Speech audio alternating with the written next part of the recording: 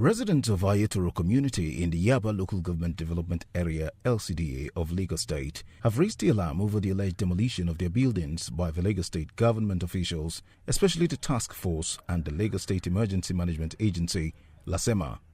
The demolition, which reportedly took place on Monday without prior notice, has left thousands of families homeless and in distress.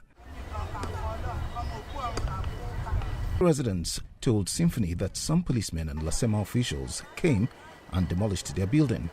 According to the residents, it's a matter of urgency.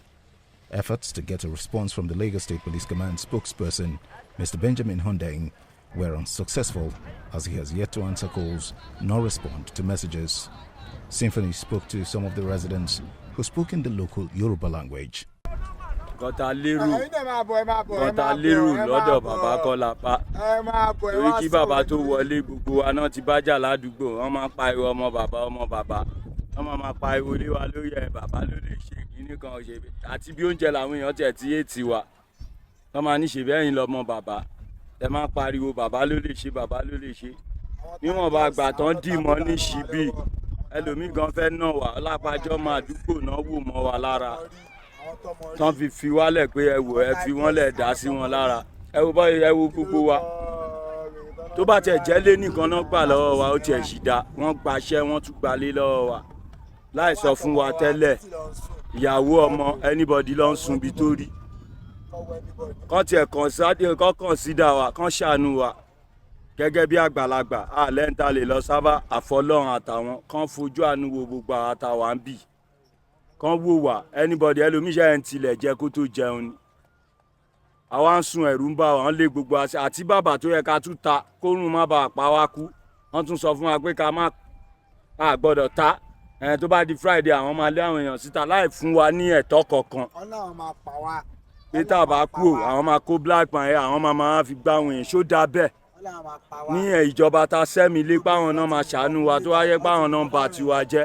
Là ń lọ àwọn ọdẹ ló tún wá padà lẹ́yìn wa sùn wa mọ́lé àìmọye èèyàn ló ti sùn àìmọye ẹrù ló ti sọnù àìmọye dúkìá ọmọ gan sọnù anybody ń wọ ọmọ ẹ kò sẹ́ni tó rí àìmọye ibi tó fi pa wá báyìí wọ́n tún wo tán tún padà wọ́n tún wá dáná sun again nítorí pàwọ́ làwa dìbò fún wọn àwa dẹ̀ la jẹ́ kó wọlé ẹrú Ọlọ́run ni wa inú Banana Estate làwọn ń gbé inú AC náà sùn sí àwa tálíkà Ọlọ́run gbogbo wa òjò pọ̀ wá bí olórí burúkú ni ìyà jẹ wá rẹpẹtẹ gbà wá lọ́wọ́ ìjọba kíjọba ṣàánú wa wọ́n tún mú wa wọ́n tún lù wá kò sí nǹkan àwọn náà sọnà sí o mọ́tò òjàbọ̀ o wọ́n dìdí mu petrol wọ́n ń wẹ̀ tiẹ̀ báyìí wọ́n ń ṣáná sí ni ẹni tó bá kẹrù ẹ̀ jáde ńlẹ̀ ọ̀ níjẹ́ kó kẹrù díẹ̀ ló kù kò sọ́mọ tí wọ́n jó mọ́lé ẹ ṣàánú wa o ẹ gbà wá lọ́wọ́ ìjọba níbi tá à ń lọ ibi tá ti ń ṣọ̀rọ̀ ajé wa tá ti ń jẹun tá ti ń mu lélẹ́yìí wọ́n ti lé wa dànù kò síbi tá à ń lọ wọ́n tún ti lọ́sẹ̀ kan lọ fún wọn ni wọ́n fún wa lọ́sẹ̀ kan gan-an Friday lọ́nà bọ̀ wá lé gbogbo wa wọ́n bọ̀ wá fẹ́ǹsì gbogbo lé pé kẹ́nìbọ̀dì lọ ẹni tí òrì tó máa lẹ́ni tí òrì iṣẹ́ tó fẹ́ ṣe ibi ìbàdí náà lọ ti ń jẹ tọ́rọ́ kọ́bọ̀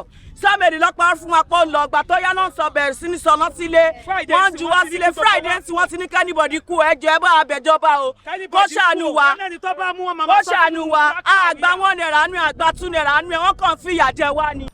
Ọ̀rọ̀ yìí àti ìgbàgbọ́ ti wà ní pé wọ́n fẹ́ gbé wa kúrò ní bíbá ṣó ti yé yín kò dẹ́n ṣe pé àṣà gidi nǹkan tàdé ṣe fi dúró ní pé wọ́n ti sọ nínú ìròyìn ní pé ká dúró pé àwọn ò tí ì ráyè títí wa nǹkan tó jẹ́ kí a ṣe dúró nìyẹn ṣàdédé bó ṣe bẹ̀rẹ̀ láti Kadara market Kadara Kano Street títí Donda bó ṣe bẹ̀rẹ̀ sínú sọ iná káàkiri nìyẹn ilé wọ́n sọ iná sí ilé àwọn tó ń gbébí náà ń gbébí àwa tá ń tajà náà à ń tajà ń bíbà bó ṣe bẹ̀rẹ̀ sí ní sọ iná nìyẹn bó ṣe ń sọ iná bẹ́ẹ̀ ló ń wó ilé ló ń wó ogbó sọ́mẹ̀ wọ́n tún sun máṣíìnì onímáṣíìnì o tíá gáàsì lójú wa wọ́n yin tíá gáàsì wọ́n yìnbọn fún yàn ṣé tó bá tẹ̀ máa wá lé wa ṣé tó bá máa lé wa ṣé bó ṣe kọ́ lé wa nìyẹn